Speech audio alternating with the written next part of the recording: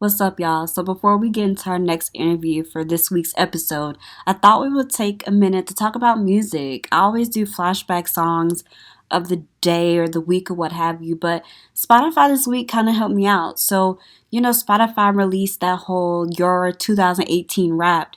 And so I thought it'd be kind of cool to a little bit to talk about what it had for me. So, apparently, I listened to 11,497 minutes worth of music. My top artist was Cardi B. I listened to 17 hours of her music. I listened to 802 different songs. My top artists were, of course, Cardi B, and then Drake, Chloe and Halle, SZA and Solange. My top songs were Down and the Kidz Are Alright by Chloe and Halle. Top 5, Future, Jay and Queen B. Top 2 and She Number 2.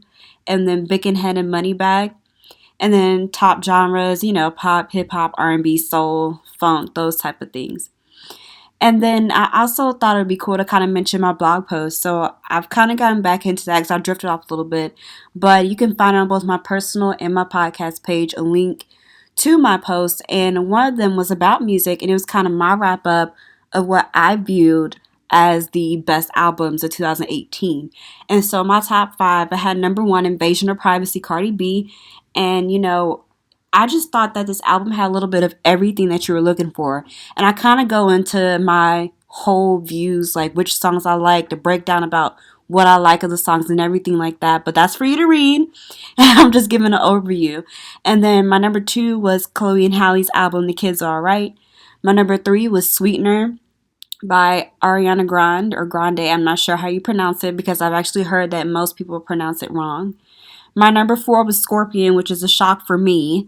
And then number 5 was, of course, Everything is Love. So I would definitely recommend that you check out what I had to say. And I might even write underneath this tweet.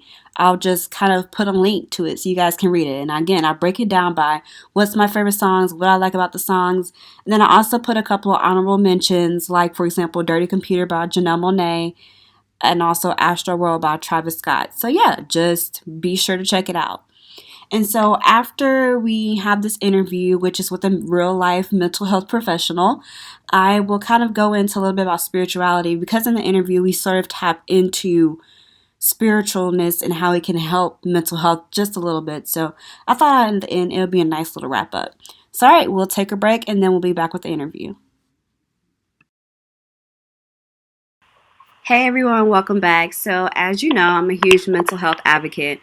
And so I thought this week it would be a little bit interesting and better to hear from a professional speaking on it. And so I reached out to someone that I'm friends with on LinkedIn, which is very important. If you don't have a LinkedIn, be sure to create one because it's very important career wise. But anyway, so I reached out to Vernique, who I follow there, and I thought that it would be great for her to speak because she has worked in the mental health field. So, Vernique, how are you doing today? Doing great. Thank you so much, Kristen, for having me. I so appreciate it.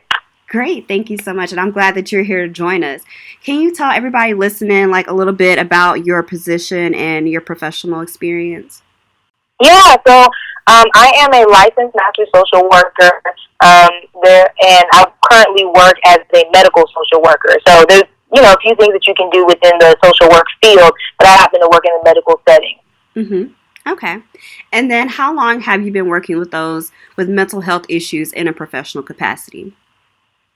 Yeah, so I'm actually a relatively new social worker. I've only been licensed for a few months, but throughout your training as a social worker, you do internships and all that kind of stuff. And before, my undergrad is actually in sociology, so I did some social work type jobs even before then. So I've really been working in the mental health / caring world for about 3 years.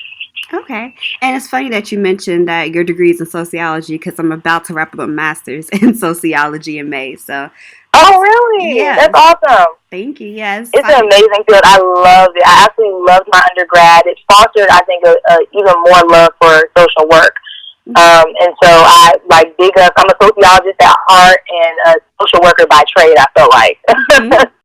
Like when you're an undergrad, you have to do like your core classes, and I took a sociology class, and then my life changed. I went in like the next week, and I dropped my minor, and I was like, I want to replace Spanish with sociology, and I took so many courses. They told me if I would have like taken one more, I would have been able to graduate a double major. But, you know, Wow. yeah, so like I took so many, and so I was like, well, you know, let me pursue with my master's because it's what I love. But anyways, didn't mean to derail things. So No, no, seriously. And a lot of people fall into sociology, especially. I actually came in, as a sociology major and graduated, but a lot of people fall into it and you're like, oh my gosh, it shows you how the world works. exactly, It's an amazing field. exactly. It should be required. It shouldn't be an option of choices. Mm-hmm. Like I feel like because you can learn so much that it should be You required. can. You work in mental health. So what type of mental health issues have you dealt with in your work? Like bipolar, major depression, schizophrenia, things like that.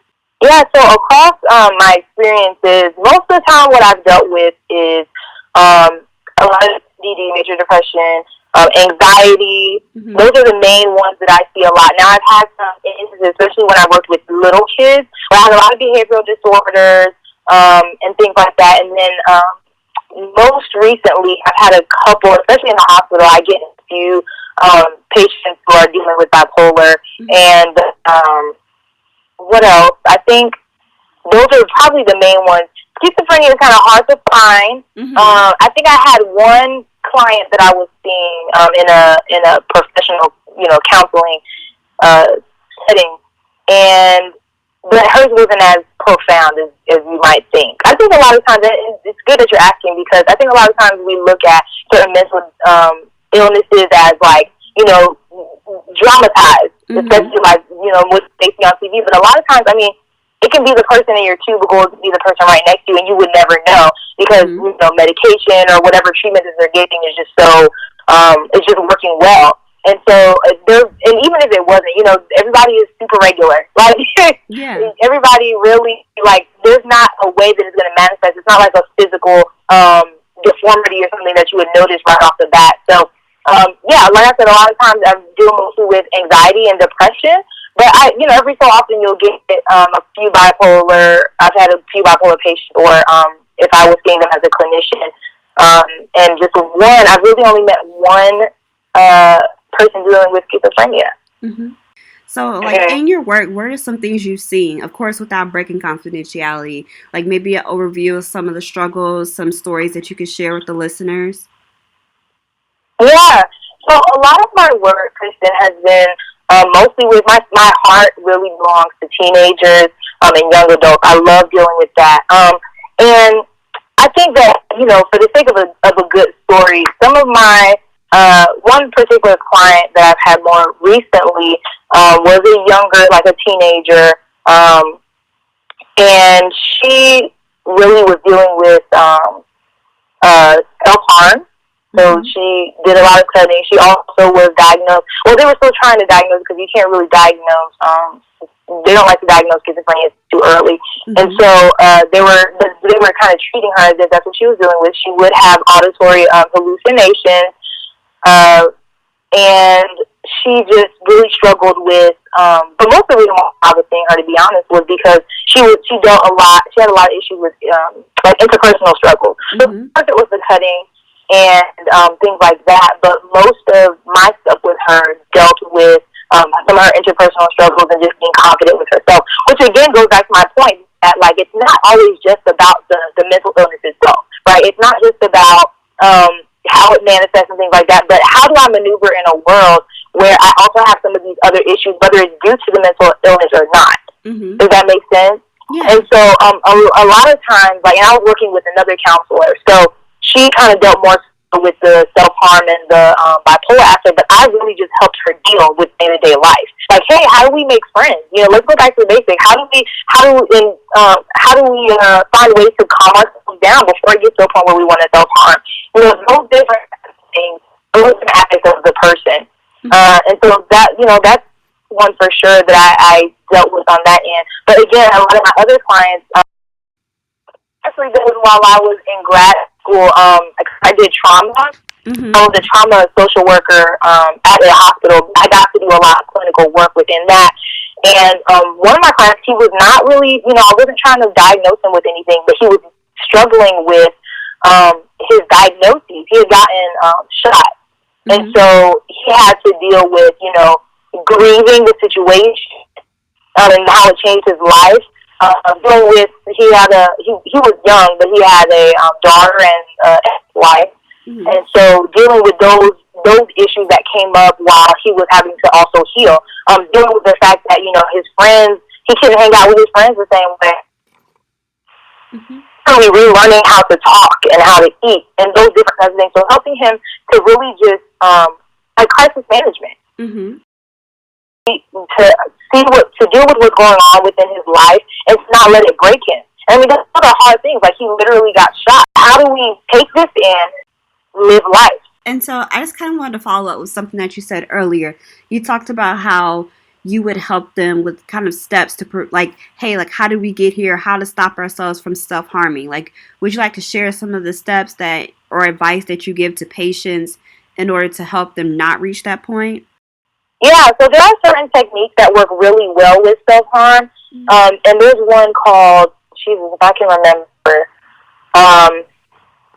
there's one that works really well. DBT, dialectical behavioral therapy. It's supposed to work really, really well with patients or clients dealing with self-harm. Now, I'm sure there are other techniques, and for those who really aren't familiar, in the counseling setting, we use certain theories and certain behavioral, therapeutic modalities in order to inform how we will advance in treatment with a patient, which is why when people say that they don't, they may not necessarily want therapy or what is it really, I'm just sitting there listening and, I'm just sitting there talking and throwing out my problems to somebody. It's like, yes, that's what it is, but really there is a method to the madness, so to speak. There's a variety of theories and therapeutic modalities that we use to best fit the issue that is going on. So you have CBT, that's cognitive behavioral therapy. You have DBT, dialectical behavioral therapy. You have narrative therapy. You have, there's a spectrum. I mean, there's so many, I can't even list them out.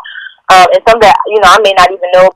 So one therapy modality that works really well, like I said, is DBT, dialectical behavioral therapy. And there's 4 kind of parts to it, and it's mindfulness, distress tolerance, interpersonal effectiveness, and emotional regulation, which are all things, when you think about it, if somebody's dealing with self-harm, those are kind of some of the things that you want them to be doing. You want them to be mindful and be fully aware of the present moment, because a lot of times, self-harm comes from just being super overwhelmed, emotionally flooded, and you're like, I don't know how else to get out this issue, but to, self-harm or whatever. And then distress tolerance, be able to tolerate pain, because many of us, some of us have a higher pain threshold, not just physically, but emotionally. Mm-hmm. So I know you talked about how you mostly deal with teenagers and things. What are some other demographic features of your clients? So most of the time I've dealt with low-income Black teens, mm-hmm. And young adults. And even when I dealt with little itty-bitty kids, my population was Black teens. Now, I've worked in a lot of kind of nonprofit or these places that were willing to take low income, so that kind of, helps with that. But yeah, that's been most of it. I get more males than females, which is not, again, that's kind of a little rare too. But again, when you're dealing with children, and especially, or at least kids that are under age, their parents are going to bring them. So, mm-hmm. I'm going to get the more unlikely ones. Whereas if there was a choice, I would likely get more females than males and all that kind of stuff. Mm-hmm. Yeah. Yeah. So with your clients, how receptive are they to treatment or therapy? Do any of them struggle with any of the stigmas attached to mental health? Yes. Especially, again, when you're dealing with a minority. Mm-hmm. There are, especially, in the Black community, mm-hmm. We have stigma attached to mental health. There's no way around it. There are grown people that I know who still to this day and are more, conscious, are like, I'm not crazy, I'm not going to therapy. And it's like, that's not what it is. It's not what it is. So yeah, I get it all the time. But I'm I love a challenge. I'm a competitive type of person. So those end up being the clients that I build the best rapport with. Mm-hmm. Some of them I don't. You know what I mean? It's a hit or miss. But resistance is unfortunately, well, not unfortunately, but resistance sometimes is a part of therapy. It really mm-hmm. is.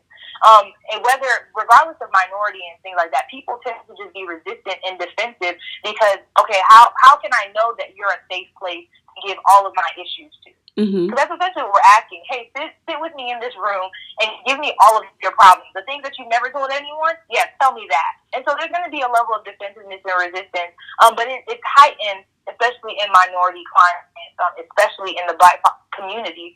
I've had, and it actually doesn't matter, male or female, I get resistance from both. Mm-hmm.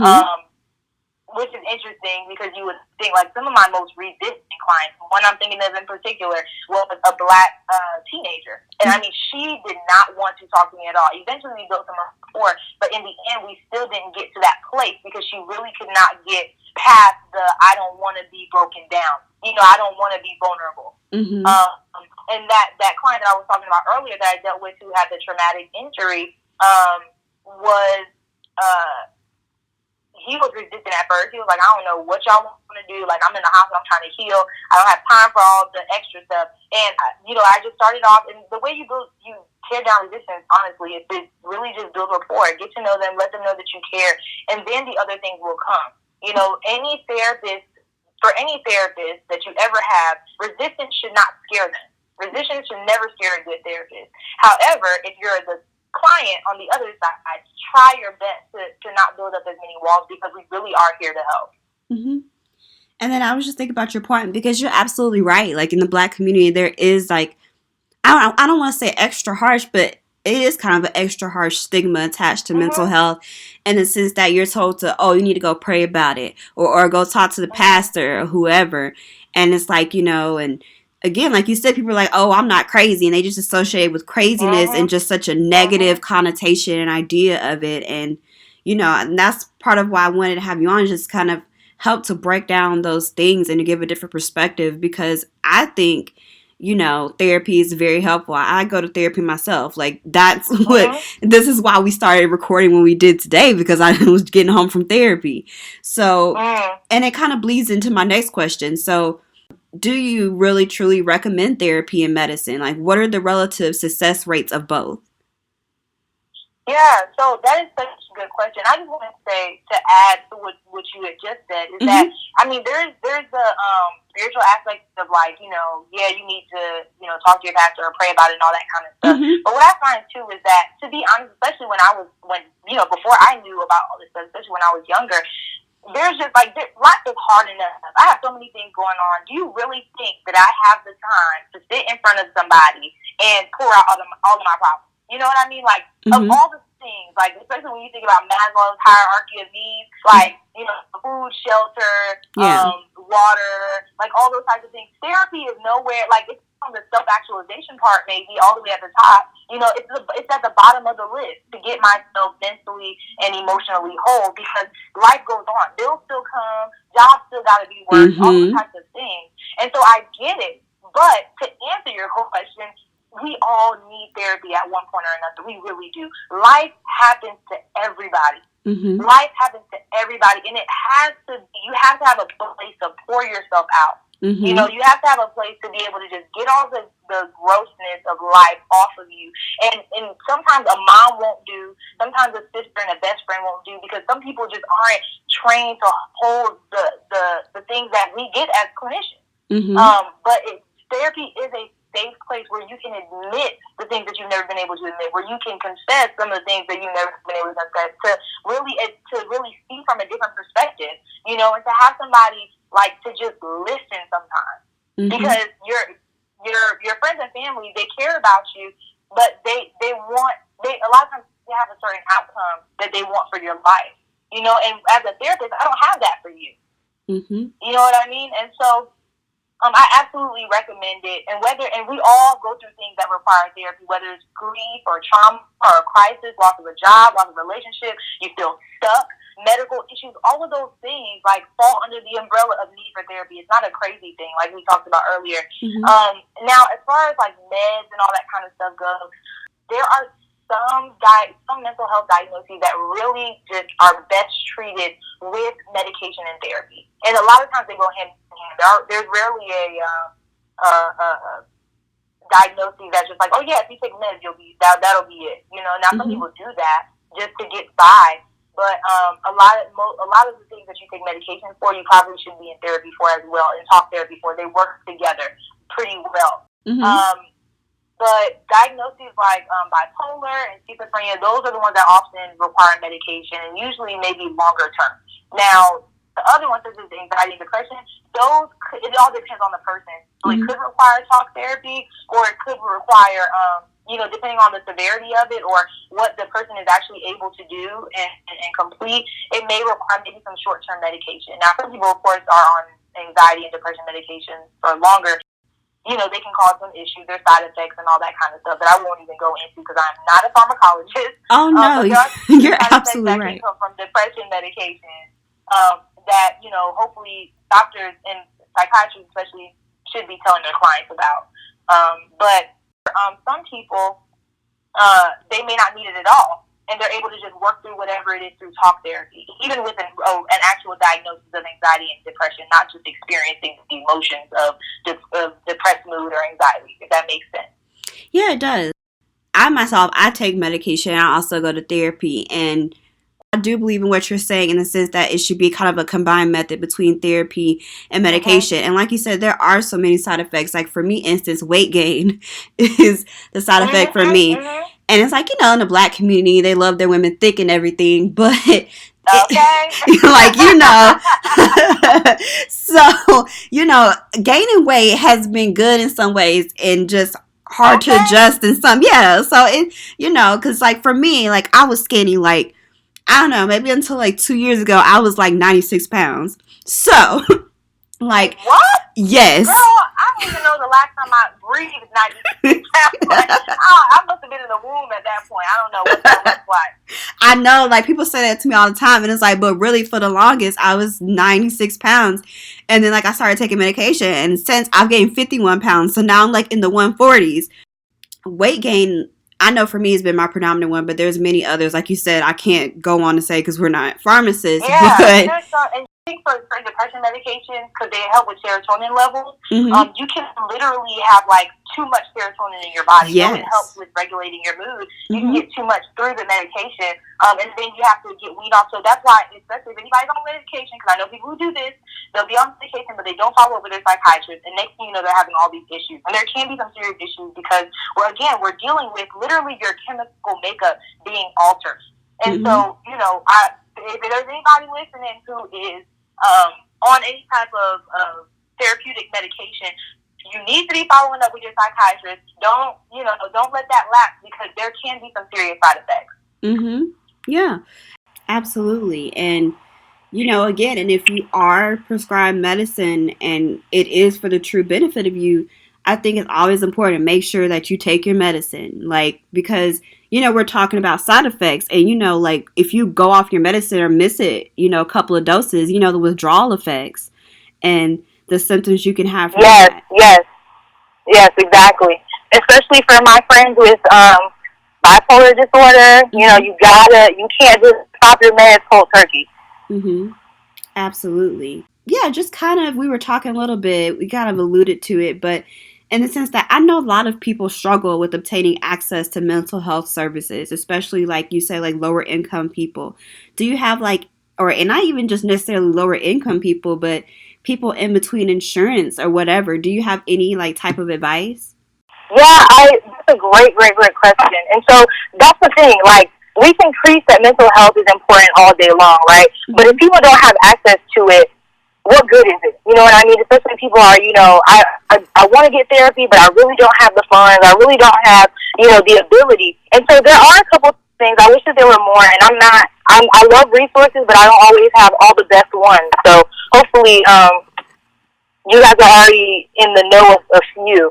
But, so if you have insurance, and the best way for you to get mental health help is to either call your insurance and find out who is in network with you, or to look on your insurance's website, see who in your area takes your insurance. So a lot of times your website, like you have Cigna or Blue Cross Blue Shield, you can go on there and you can find out.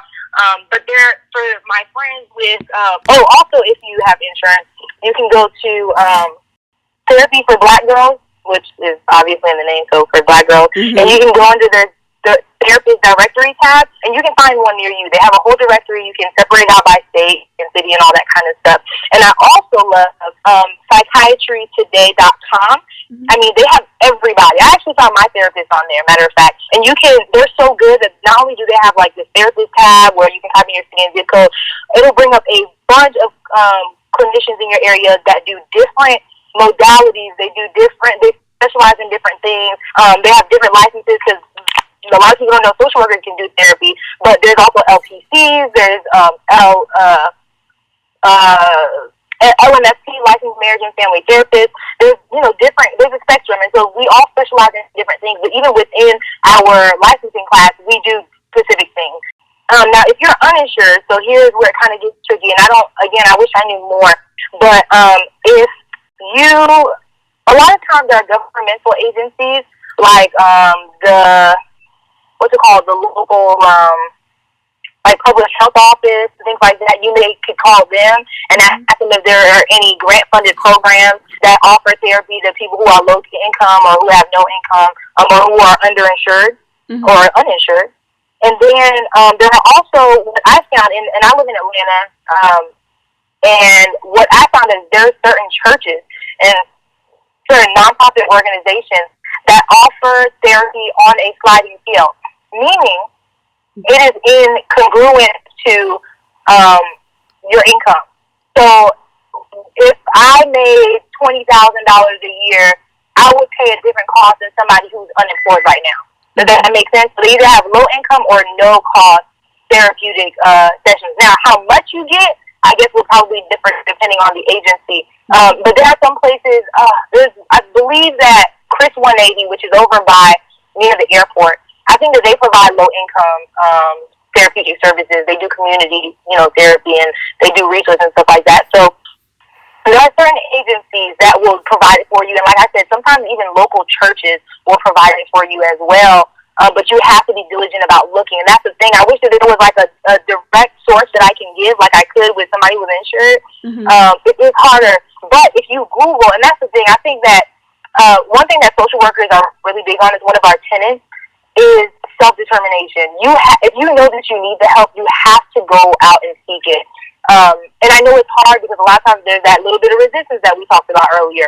But there are resources out there, and it all depends on where you live. Some cities have more access to resources than others for therapy because there are grant-funded programs that, they're not living off of your insurance money. They're fully funded by grants, and all you have to do is, show up and give them your information, and they'll sign you up. So look and really Google and be diligent about seeing what in your area has free agency, but at least or free therapeutic services. At the very least, I know that there are governmental agencies. For all of my Atlanta folks, Mount Perrin provides therapeutic services, and I believe that they provide it on a sliding scale. So, and that's all the way off of, I think, Northside Drive or Northside Parkway. And just speaking to what you were saying, like for me, I found out about the place I go to therapy via a friend. She recommended it, and it's a nonprofit. And so for a while, I got to go to my sessions for free because they got grants. And so they just kind of determined, like for me, it was like, are you a victim of a crime or like a violent crime? And so for me, I was. So I was able to get like free services. And so like kind of like you were saying, that there's some nonprofits where you can get a grant and then like all you have to do is just show up. And then also they also do the sliding scale thing. So it's definitely out there, and it worked for me. Go ahead. And if you are a college student, like most schools now provide free counseling as long as you are a current student. I don't even think that you have to be full-time. So if there's any college students that are listening, you have access likely to free therapy. A lot of people don't know this, and it blew my mind that people didn't know this when I was in undergrad, but your local, like look up your school counseling agency. You likely can get free services. And, weekly appointments, all of that. Now, granted, they're doing the whole school, right? So it may be kind of hard to get appointments like that, but go.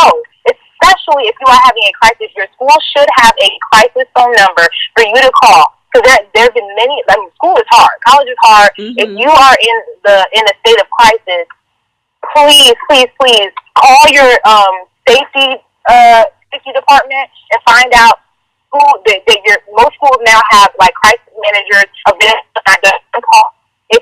type of help in a moment. But if you can wait till the morning or till Monday or whatever the case may be, find out who and where your school counseling agency is, because that is a free service that a lot of people don't know about.